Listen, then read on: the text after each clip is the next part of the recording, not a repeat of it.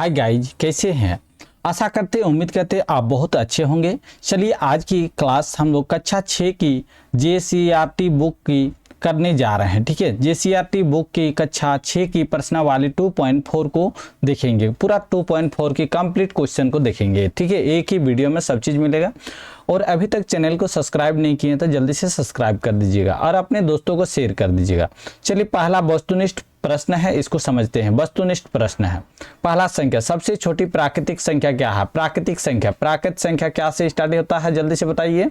तो 1 2 3 4 5 6 करके होता है कि नहीं? होता है ना?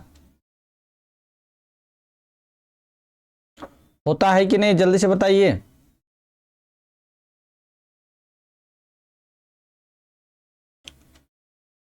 तो हम लोग का सबसे छोटी संख्या क्या हो जाएगा? 1 हो जाएगा। ठीक है, 1 को टिक मारिए। सबसे छोटी पूर्ण संख्या क्या है? बताइए। पूर्ण संख्या कहाँ से शुरू होता है? 0 से। 1 2 3 4 5 6 7 डॉट डॉट चलते रहता है। तो छोटी संख्या क्या होगा? 0 हो जाएगा। ठीक है, चलिए आगे बढ़िए।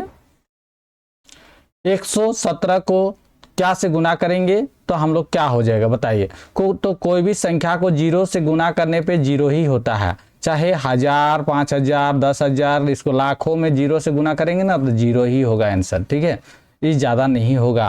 कोई भी संख्या को 0 से 5 4 7 4 3 2 7 8 9 जो भी है इसको 0 से मल्टीपल करने से 0 ही होगा। समझ गए? तो 0 इसका सही उत्तर हो जाएगा। चलिए नेक्स्ट क्वेश्चन देखिए। 8 से 0 को भागा। क्या 8 से 0 को भागा जा सकता? नहीं जा सकता है। तो ये परिभाषित नहीं है, क्योंकि परिभाषित नहीं हो सकता। क्या भागा जा सकता? 8 से 0 जा ही नहीं सकता है, बिल्कुल। तो आगे हम लोग देखते हैं 5वां नंबर क्वेश्चन। ठीक है, 5वां नंबर क्वेश्चन क्या बोलता है? 0 से 7 को भगा दीजिए। बिल्कुल, 0 से 7 को भगा देंगे तो हम लोग का 0 हो जाएगा। ठीक है, 0 हो जाएगा इसका सही उत्तर। ठीक है, क्योंकि कोई भी संख्या को 0 से भगा देंगे तो 0 ही होता है। ठीक है, चलिए आगे देखिए। 625 को गुना करेंगे बताइए 1 से। तो 1 से गुना करने से जितना का मान रहेगा उतने रहेगा। आप लाखों 7 8 5 9 6 4 को 1 से मल्टीपल करेंगे तो इतने हो जाएगा। 7 8 5 9 6 4 ही हो जाएगा आंसर। ठीक है, तो इसका 625 ही हो जाएगा। समझ गए? चलिए आगे देखिए। इनमें से कौन सा योज्य तत्समक एडजेक्टिव आइडेंटिटी है? बताइए, जल्दी से बताइए कौन सा हो जाएगा। इनमें से कौन सा योजक? तो योजक तत्सम क्या होता है? जल्दी से बताइए। योजक तत्सम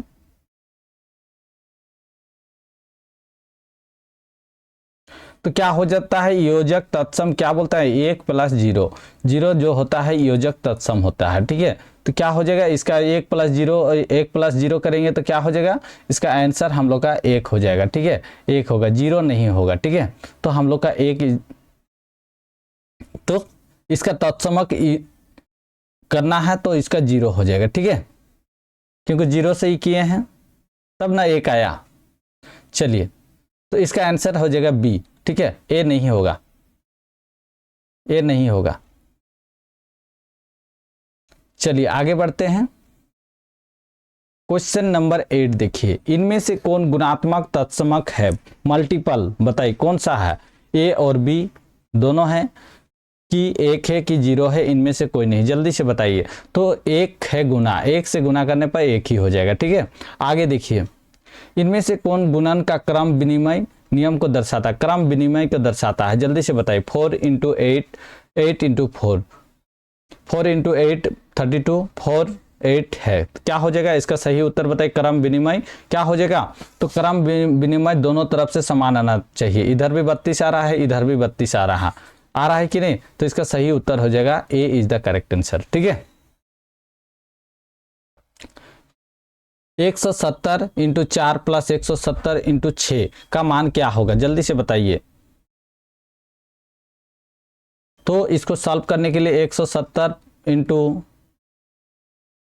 गुना 4 को ब्रैकेट में कीजिए प्लस 170 × 6 को क्या हो जाएगा? 4 0 0 4 7 28 4 के 4 4 4 के 4 और 680 हो जाएगा।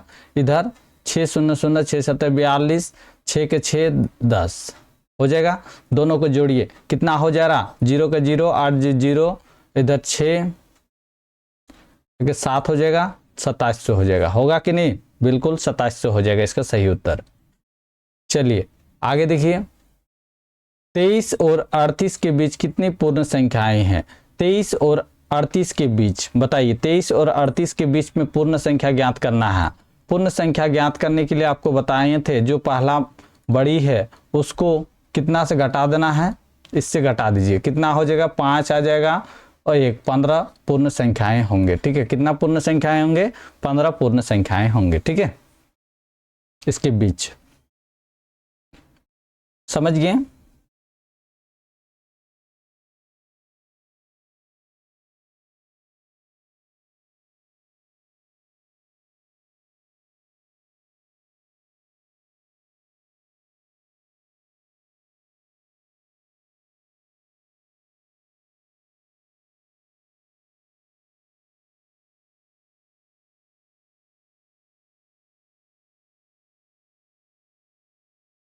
अच्छा, इस क्वेश्चन को थोड़ा सा देखिए तो इसका मान इधर से भी हो सकता है।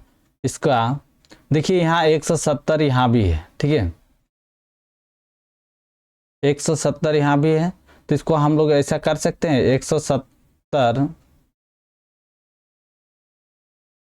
इंटू कितना है, 4 + 6 है कि नहीं, तो 170 इंटू 10 तो होने से 1700 आ जाएगा।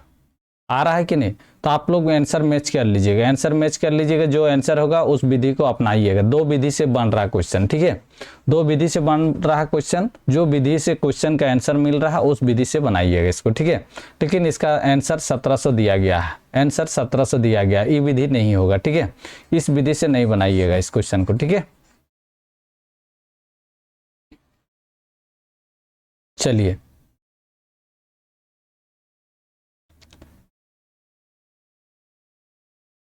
ये सही है कि नहीं। आगे बढ़ते हैं।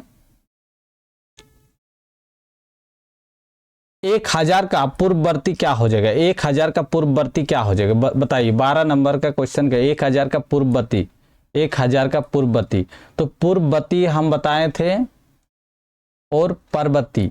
परवर्ती क्या होता है, जल्दी से बताइए। परवर्ती, परवर्ती होता है जो संख्या रहेगा उसको 1 जोड़ देंगे और पूर्ववर्ती में 1 घटा देंगे, तो इसको 1 घटा देंगे तो कितना हो जाएगा, 99 हो जाएगा। ठीक है, 1000 में 1 घटाने से कितना आ जाएगा, 99 आ जाएगा। ठीक है, दोनों समझा दिए थे। और इसका पूर्ववर्ती पूछा जाता तो 1000 का 1 जोड़ देंगे तो 1001 हो जाता।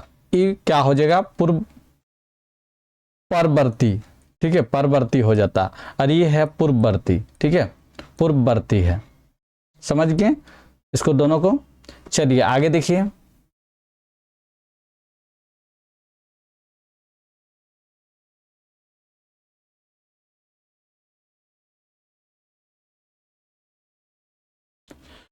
टू इंटू 125 इंटू 50 है। इसका सॉल्व किसे कीजिएगा, तो पहले छोटा को बोले हैं, उसके बाद बड़ा को।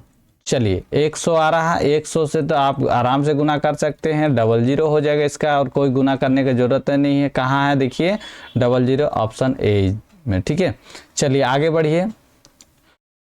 168 प्लस इतना है तो ये क्या है बताइए, समव्रत है, क्रम विनिमय है, साचरी है, बंटन है, कौन सा विधि है, जल्दी से बताइए, जल्दी से बताइए। तो ये क्या है, क्रम विनिमय योग है। ठीक है, क्रम विनिमय योग है, समझ गए। तो 2.4 हम लोग का कंप्लीट हो गया कि नहीं, 2.4 जल्दी से बताइए, 2.4 एक्सरसाइज कंप्लीट हो गया कि नहीं। इसमें खाली वस्तुनिष्ठ प्रश्न था, वो भी हम लोग का 14 क्वेश्चन था टोटल। ठीक है, अगला चैप्टर हम लोग पूर्णांक को देखने वाले हैं। ठीक है, अभी तक हमारे चैनल को सब्सक्राइब नहीं किए हैं तो जल्दी से सब्सक्राइब कर दीजिएगा। ठीक है, चलिए बहुत बढ़िया, बहुत बढ़िया।